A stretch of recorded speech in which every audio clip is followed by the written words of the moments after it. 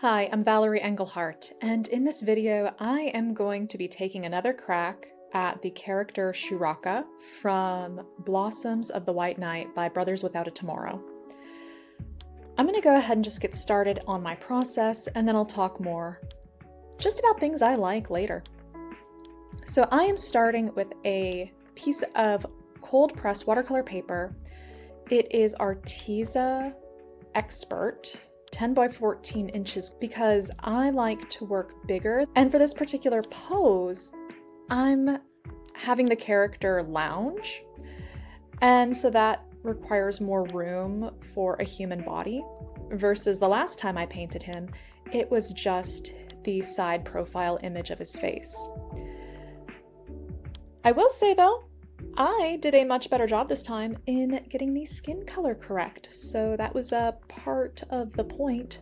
Kudos to me for doing things a little bit better.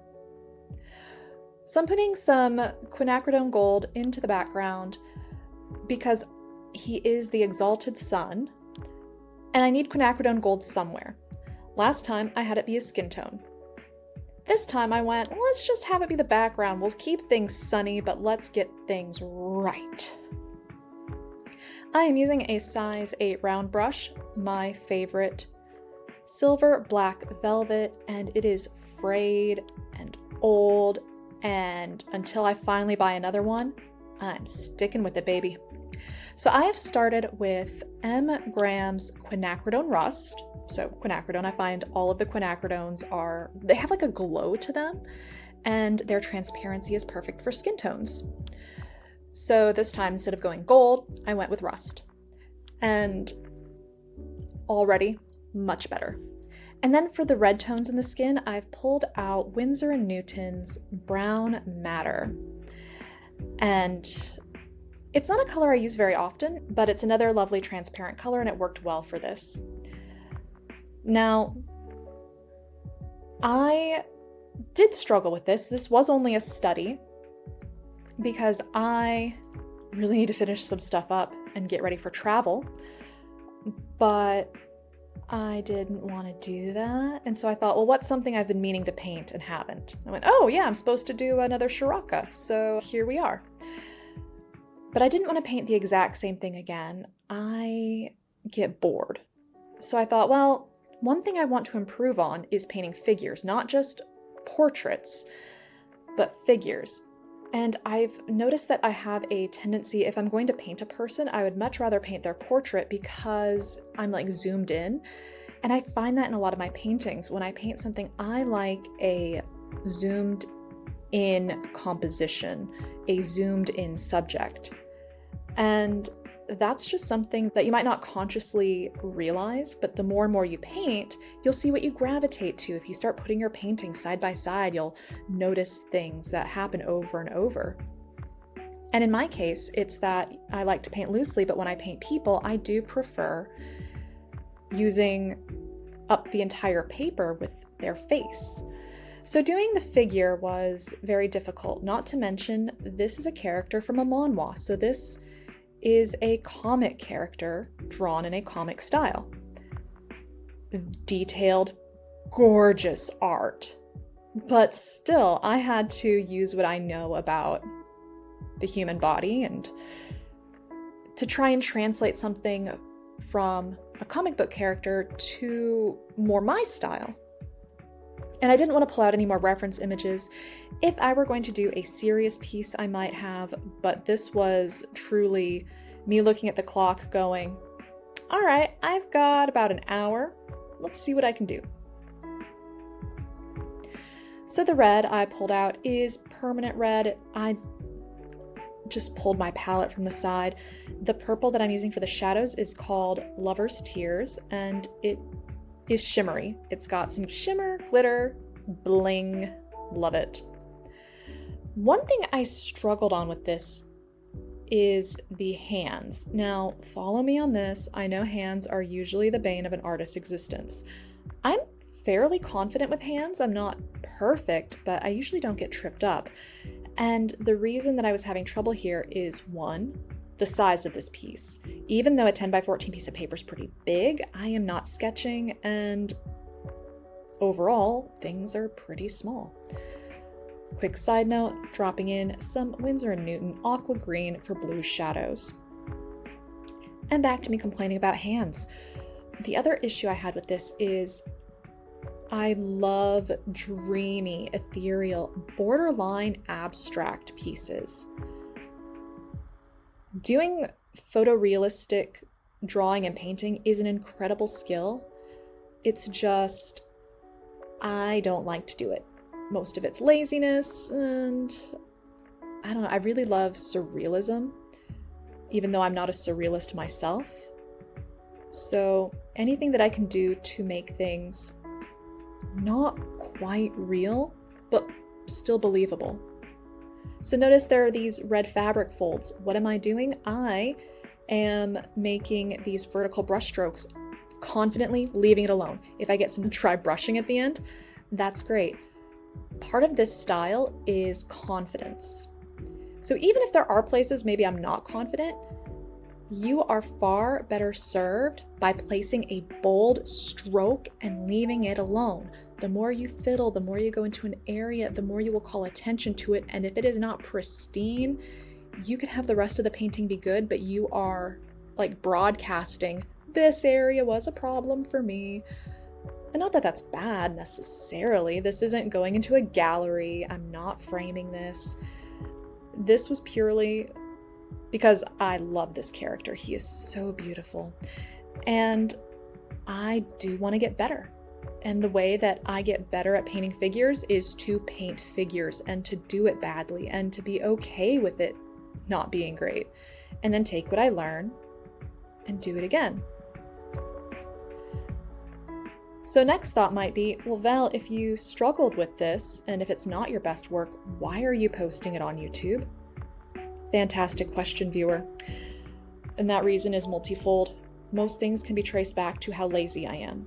I love to make these videos, but they are very time consuming, and therefore any opportunity that I have to use content, I will. The other reason is I want to show you that I still have to learn. I'm not always confident. Not all of my paintings are fantastic.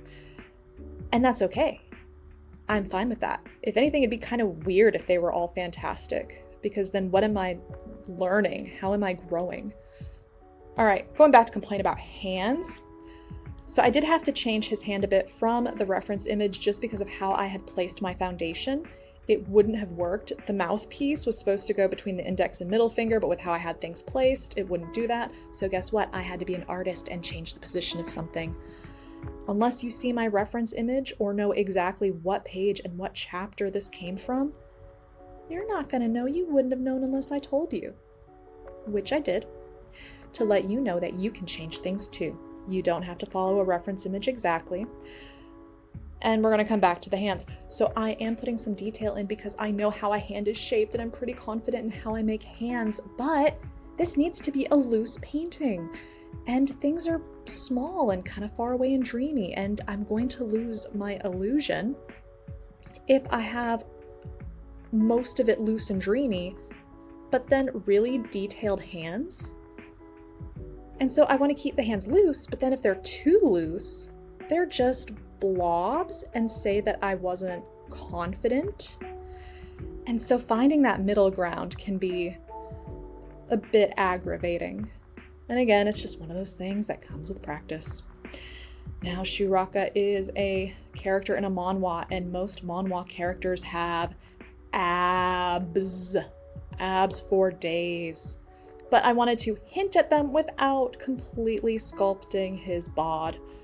Just give a few lines, add a few shadows, appreciate the shirt opening down his midsection, and let it be. Now back to the face. I don't want to create a lot of detail, but I do want to add, well, dimension, some redness. So I could have pulled the redness from the clothing, but I already had the red that I was using in the brown matter. Yep, it's called brown, but it does lean quite red. And so I put that in the shadows to create just some life. And then going through and adding some aqua green to be the shadows of the eye. The whites of the eyes are never completely white, so even when I had painted the head, the place where the eyes were going to go, I lifted to get a lighter value. But warm colors bring things forward, cool colors recede. So if you want to push something back in space, use a cold color like blue. Now, Shuraka has white hair, and I will go in with gouache, but I don't want there to be a hard start and stop to his forehead. That way, when I go and put the gouache on later, there aren't any weird, hard lines. It's just a good idea to softly transition those kind of colors. And at this point, I'm just going to be dancing around as things dry, going, oh, what could go here? Does it need more red? Does it need more blue? Do I need to strengthen a value? But then also being careful to not ruin the light and life of the piece. And I don't know if you've noticed, but there are a bunch of like splaps of color that are ending up on my upper right side. And I had noticed those and I went, guess what? Those are staying. And those would happen because I would very quickly wash off my brush and then just let it flop on my paper. And since it was a study, I didn't care and thought, maybe it'll be a nice surprise. But, oh, did I struggle. But even as I struggled, I never once thought that I was bad. I did think, I need to practice more. But I never got down on myself thinking that, oh, I guess I am a bad artist after all. So if you try something new and you're not good at it right away, it's not that you're bad. You just need to do more of it, as long as you desire to do it. Now, I squeezed out some fresh gouache because gouache, fresh from the tube, spreads so much better and is far more opaque than reconstituting it. Gouache is a water medium. You can dry it and then use water to reactivate it, but I don't like that. So I always squeeze a little bit out, and I'm just doing that in the lid of a jam jar that I keep in my windowsill, and using just a synthetic size 4 brush and painting in a few wispy lines to be strands of hair, but don't be afraid to just do a big block of color. This is a loose painting, but even in something more detailed, I do recommend when painting hair, do a big block of color or paint. Now I'm just placing the hair where I see it in my reference photo, but I will also have his hair drape in a few ways that aren't in the reference photo. Why would I do that? Well, because I can. Because I'm an artist. And as an artist, I can be like, hey, do I want to hide some of my sins? Hair! Opaque gouache comes to save the day. And then I could have also used gouache to bring in some highlights into other areas, such as folds of the clothes, or shine on a bit of metal, but I didn't. I just didn't feel like it. And sometimes, even though gouache is opaque, you might need to, after it dries, go over it again with another layer of the gouache. And also, for the gouache to show up, you do need to paint it on a colored surface. The darker the value that you are painting on, the more that white will pop. So in watercolor, how do we make white pop? Well, you put a darker value next to it. So I'm doing a little bit of negative painting with the quinacridone gold, just a few lines to suggest where the hair is, just to differentiate it from the background, just to make it easier to see. And then, because hair not only has light but has shadows, I am going in with that light purple, and I used it to be shadows on his white garment. So it's also going to be some of the shadows in the hair, but I don't want to go overboard. A little bit goes a long way, but adding some of that calls more attention to the hair, makes it more convincing instead of just a flat, opaque shape. And I do like the contrast of the complementary colors, yellow and purple.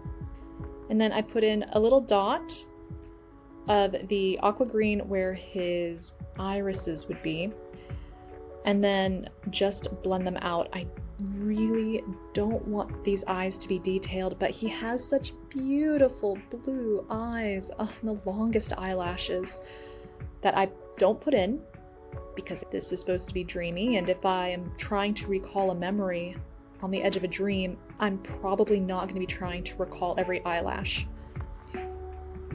Though I do give a little suggestion of them. And then using some gouache to shape his brows. In this scene, he's a little more annoyed looking than what I managed to do. I think I have him looking more thoughtful than annoyed.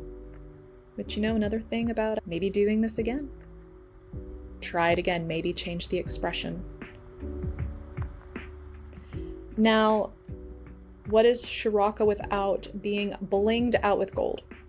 So I pulled out some liquid gold leaf that I'd got for a present, I think last Christmas, and I decided I wanted to try this out. Since this is a study, it's a great opportunity to try out some product.